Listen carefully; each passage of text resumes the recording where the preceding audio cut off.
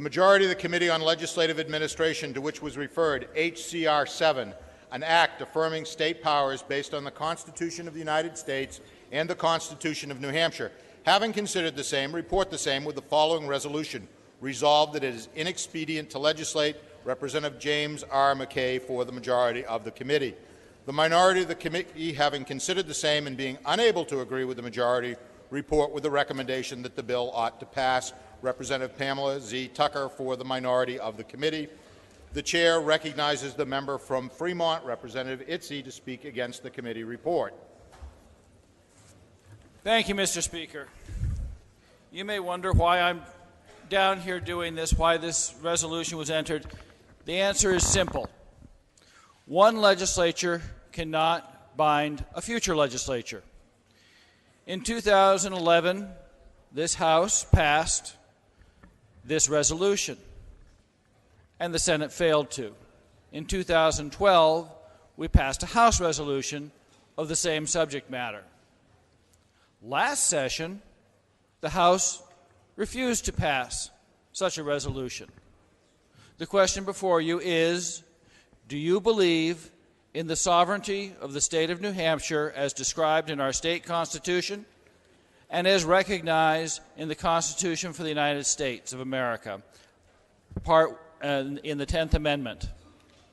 Do you believe that the federal government is limited to those powers enumerated in the Constitution?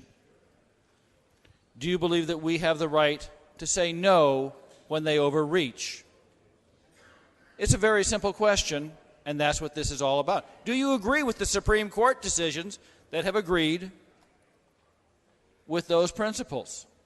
I do. This House has. I ask you to support that position and vote to overturn the committee report and to support the Constitution of the state of New Hampshire and the Constitution for the United States. I thank you, and have a great day. Chair recognizes the member from Concord, Representative McKay, to speak in favor of the committee report.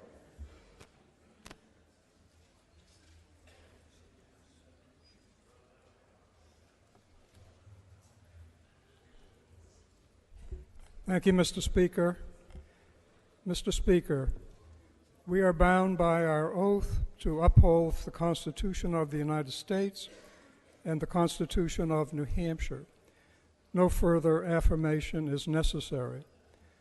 Some of us have different interpretations, to say the least, of the intent of these constitutions. Please send this toothless tiger to the same fate as its predecessors. Please push the green button to support the strong 8-1 bipartisan committee vote of inexpedient to legislate. Push the green button. Thank you, Mr. Speaker.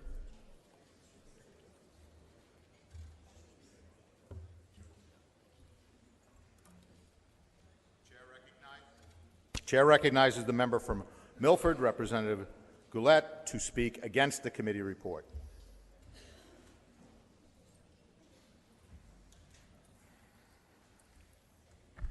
Thank you, Mr. Speaker. I rise today in opposition to the committee's report, largely because of my oath. My oath taken when being sworn into this position, as well as my oath taken when sworn into the U.S. military. I consider those particular events in my life watershed moments, and I consider very seriously what those oaths imply explicitly or otherwise. When I consider some of the divergencies between opinions within the state and opinions at the federal level, it occurs to me that a statement of this nature, while seemingly docile to some or unnecessary, is important for positioning. I would like to be able to tell my children that I did everything I could to properly represent the state of New Hampshire as I was, in fact, elected to do. I don't think this is difficult. This is not a bill. We're not talking about passing a law. We're talking about establishing words that indicate our resolve as a state. And when I consider some of the amazing overreaches by our federal government, in some areas that I think many of you are familiar with, I consider that something like this is not a toothless tiger. I would put before you a recent bill passed, signed into law by President Obama on November 19th of 2014. It was the Intelligence Reauthorization Act of 2015. I don't know how many of you here are familiar with that. Basically, it states, as part of that law, that the concerns that many of us had about privacy relative to the NSA and what they've done in perusing our electronic data is now official. Now they can do it without any kind of concern towards a bill not having been created to give them that kind of green light. Things of that nature cause me concern. They cause my constituents concern, which was why I was elected to be here to begin with. I would ask you to consider overturning this so that we can give this further thought and another motion can be brought forward. Thank you. The chair recognizes the final speaker, member from Manchester, Representative Timothy Smith. Thank you, Mr. Speaker. I rise today to speak against HCR7. This bill is a long ideological sermon which attempts to misinterpret various elements of the U.S. Constitution in a desperate effort to establish the authority of the state legislature to nullify federal laws that we don't like. Mr. Speaker, HCR7 flies in the face of history, deliberately ignores legal precedent surrounding this issue, and is entirely unconstitutional. With this resolution, we're trying to re-legislate issues that have been resolved for over 150 years. This nullification idea is based around a discredited theory that the Constitution is merely some kind of interstate compact. It says so right in the text of HCR7. For context, examples of other interstate compacts include the Interstate Wildlife Violator Compact, the Northeast Dairy Compact, and the Driver's License Compact. The supporters of this bill would have you believe that the U.S. Constitution and these interstate compacts are on the same level. This theory that the U.S. Constitution is just another interstate compact is entirely without merit. Back in the 1800s, a long list of judicial rulings settled this question, including the landmark Peters case in 1809, Martin v. Hunters Lessee in 1816, McCulloch v. Maryland in 1819, Osborne v. Bank of the United States in 1824, Worcester v. Georgia in 1832, Prigg v. Pennsylvania in 1842, Abelman v. Booth in 1859. I think you get the point. A good solid example is the case of Texas v. White from 1869, which addressed this very specifically and very directly. I quote directly from the Supreme Court's decision. When, therefore, Texas became one of the United States, she entered into an indissoluble relation, that all the obligations of perpetual union and all the guarantees of Republican government in the Union attached at once to the state. The act which consummated her admission into the Union was something more than a compact.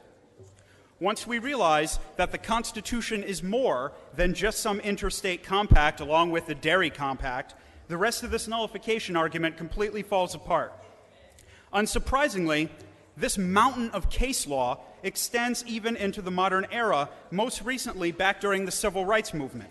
It's amazing how quickly and willfully some people forget or ignore this stuff, but back in 1957, the question of a state law having supremacy over a federal law was settled pretty decisively down in Arkansas at the Little Rock High School. If there was any doubt, the very next year, the Supreme Court ruled in Cooper v. Aaron that federal laws, again I'm quoting directly from the Supreme Court, can neither be nullified openly and directly by state legislators or state executive or judicial officers, nor nullified indirectly by them through evasive schemes. Mr. Speaker, I can respect that some of us might wish that the state had the authority to opt out selectively from federal laws we don't like, or that some of us might think that the state and the country would be better off if that authority existed. But we don't. The U.S. Constitution is the founding document of our country, not just another interstate compact that we can pull out of if we so choose. We need to grow up, stop trying to re-legislate these civics issues from the 1800s, uphold our oaths of office, and push the green button. Representative Hall has requested a roll call. Is that sufficiently seconded?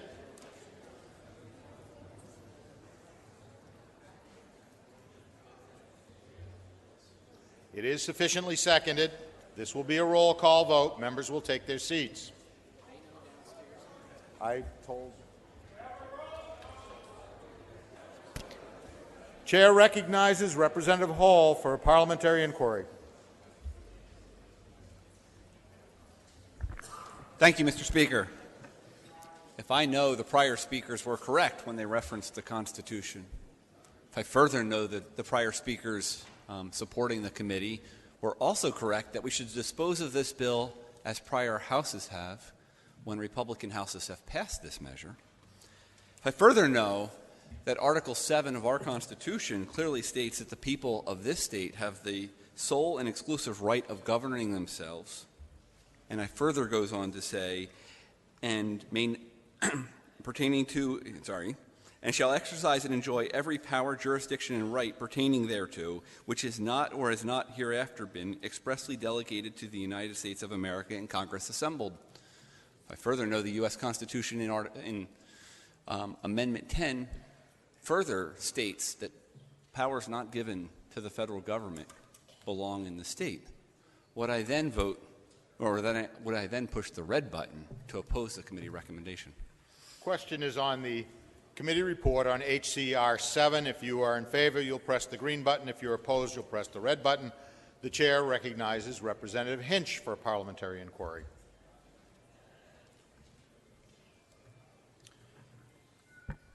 Thank you, Mr. Speaker.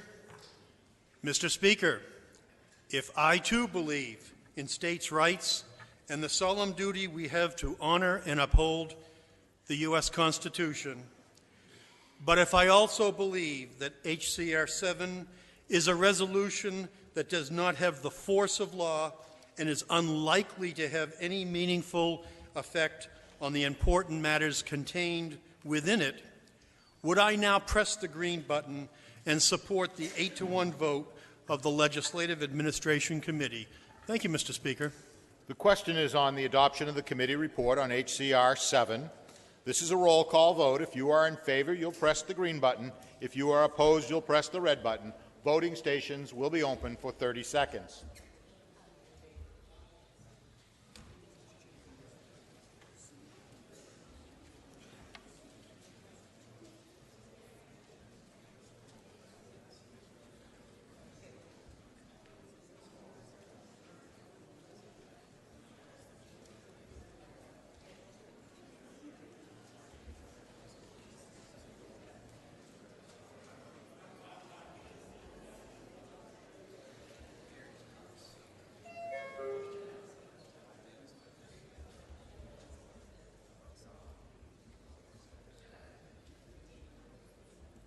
Have all members voted who were here when the question was put? The House will attend to the state of the vote. There having been 217 votes in the affirmative, 108 in the negative, the committee report is adopted.